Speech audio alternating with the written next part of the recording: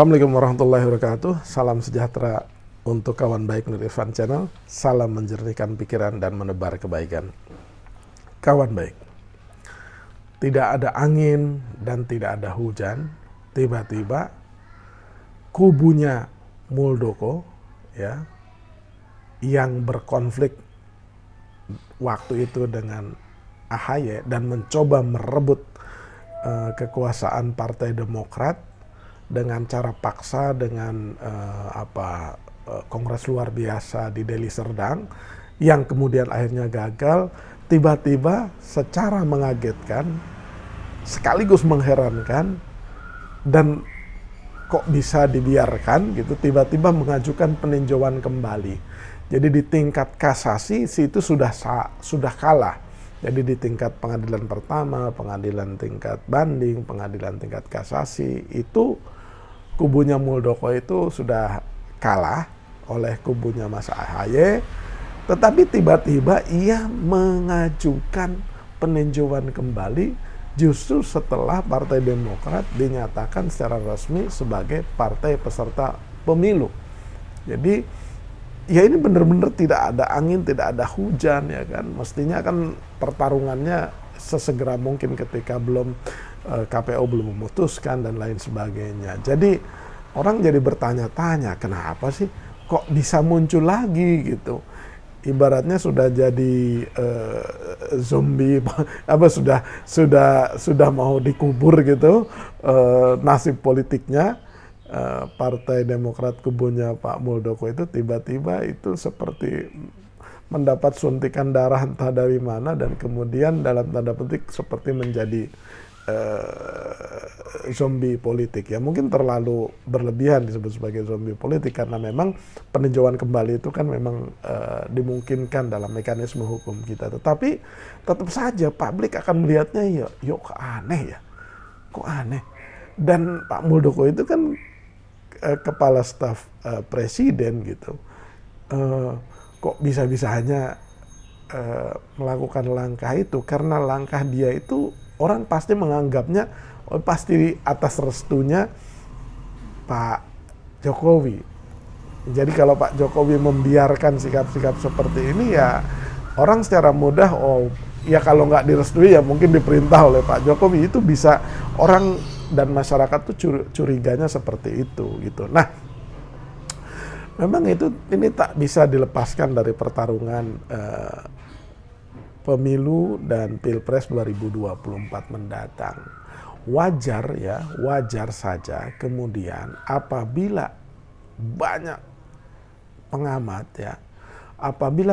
pengamat itu mengatakan bahwa upaya kubu Muldoko mengajukan peninjauan kembali ini ya itu adalah upaya menjegal Anies Rashid Baswedan ya dari koalisi perubahan untuk persatuan, di mana Partai Demokrat yang dipimpin AHY ini menjadi salah satu anggota koalisinya.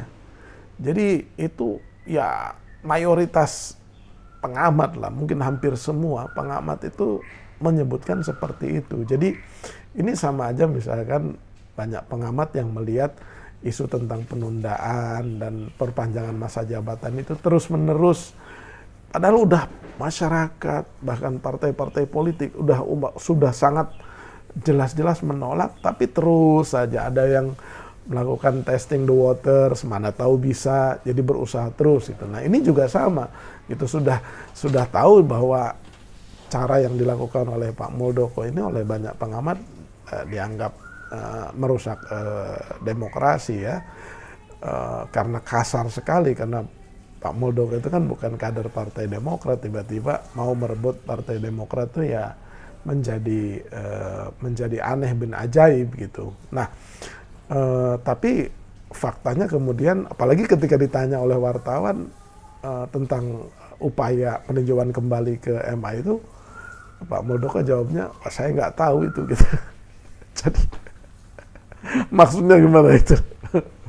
jadi menjadi hiburan politik yang menyegarkan lah kira-kira, aneh. Nah, kembali ke upaya jegal menjegal itu memang bisa dipahami ya. Karena apabila Demokrat bisa direbut Muldoko melalui upaya peninjauan kembali, kemudian Muldoko yang dekat dengan Jokowi membawa Demokrat keluar dari koalisi untuk koalisi perubahan untuk persatuan gitu, ya berarti hilangnya Demokrat dari koalisi itu sama artinya Anies tidak bisa dapat tiket tuh, udah pasti. Jadi nggak cukup ya syarat presidensial threshold atau syarat ambang batas bisa mencalonkan diri atau dicalonkan sebagai calon presiden itu kan harus 20% tuh. Nah kalau Demokratnya direbut Muldoko dan kemudian pergi dari koalisi itu ya nggak cukup 20% kalau hanya Nasdem dan PKS gitu.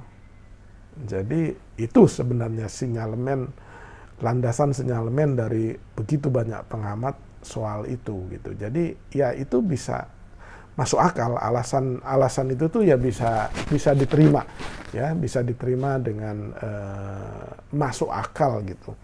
Jadi salah satunya di fajar.co.id ya, kubu Muldoko ajukan peninjauan kembali ini. Waduh, wartawannya harus belajar lagi nih hukum.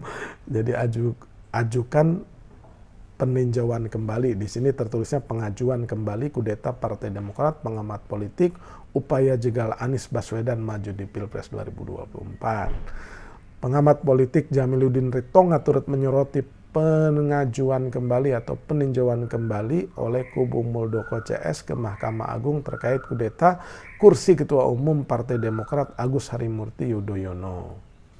Gitu. Menurutnya hal tersebut bagian dari upaya kubu Muldoko CS untuk menjegal Anies menjadi capres di Pilpres 2024. Pasalnya partai berlambang bintang Mercy itu salah satu parpol penentu untuk mengusung mantan Gubernur DKI Jakarta 2024.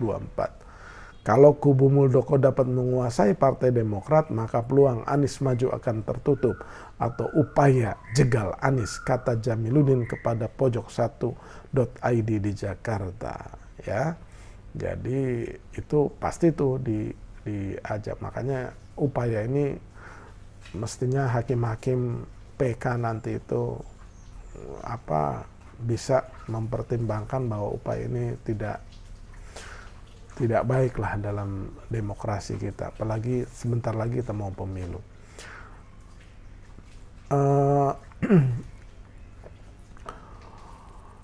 Sementara Ketua Umum AHY sendiri ya menyampaikan dugaan-dugaan, alasan-alasan Muldoko ingin jegal pencapresan Anies Baswedan melalui upaya PK ini.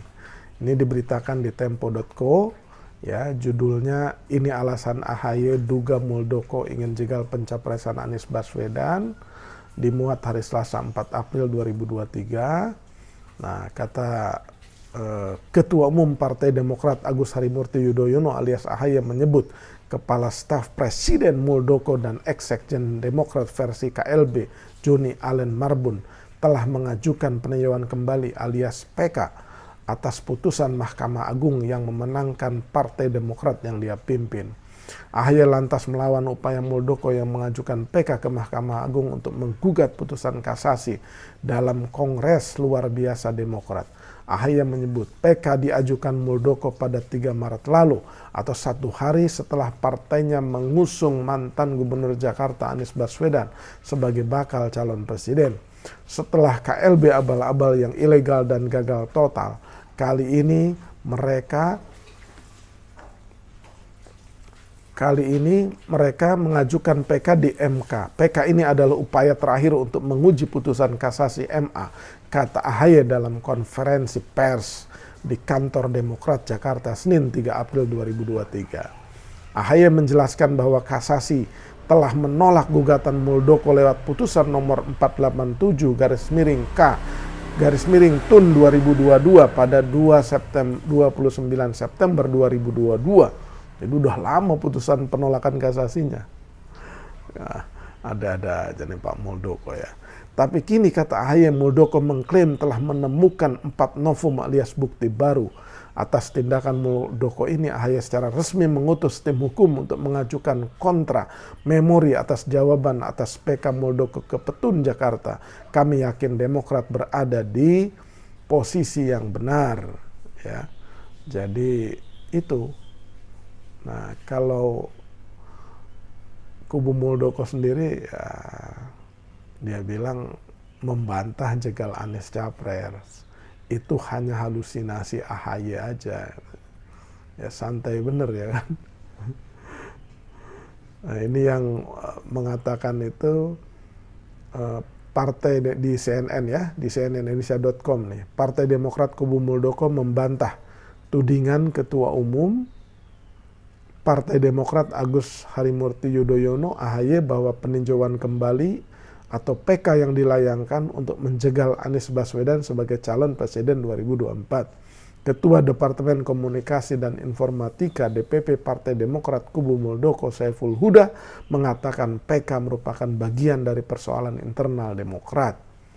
Nggak ada hubungannya dengan penjegalan pencalonan Anies.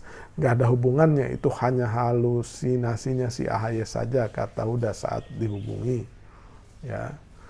Huda menjelaskan pihaknya ingin kembali membuktikan kepemimpinan AHY di Demokrat ilegal. Karena itu mereka melakukan PK sesuai perundang-undangan. Gitu. Jadi ya ini argumentasinya kurang kuat dan kurang kokoh. Jadi publik tuh ya secara opini ya aneh memang melihat Kepala Staf Presiden mencoba mengambil paksa Partai Demokratnya, padahal ia bukan kader dan tidak pernah berkiprah di Partai Demokrat. Itu saja udah masalah tuh, ya kan. Tapi kita saksikan dan tentu saja kubunya Pak Mas AHY itu juga pasti sudah mempersiapkan segala sesuatunya dan mencoba mencegah agar upaya Muldoko ini gagal total, tentu saja dengan mempersiapkan tim hukum, ya, karena ini pertarungannya bukan sekedar pertarungan politik, tidak sekedar itu, ya ada pertarungan politik, tapi juga harus dipersiapkan substansinya, materi-materi hukumnya dengan mempersiapkan kontra memori PK gitu. Ya, untuk membantah 4 novum baru itu. Tapi ya kalau kemudian Pak Jokowi juga tidak menahan atau membiarkan saja gitu perilaku politiknya atau langkah politiknya Pak Muldoko, ya menjadi aneh gitu. Ya presiden di Indonesia masa tidak bisa mengingatkan, memberi masukan atau menertibkan orang-orang di sekitarnya, itu menjadi aneh. Kalau memang tidak bisa, ya berarti leadership karakternya atau leadership capacity-nya ya mungkin perlu dilihat kembali atau diperkuat kembali. Demikian kawan baik, mudah-mudahan menambah pemahaman kita atas apa yang terjadi dalam politik hari-hari ini. Jangan lupa subscribe, like, share, dan komen di Rizwan Channel. Terima kasih.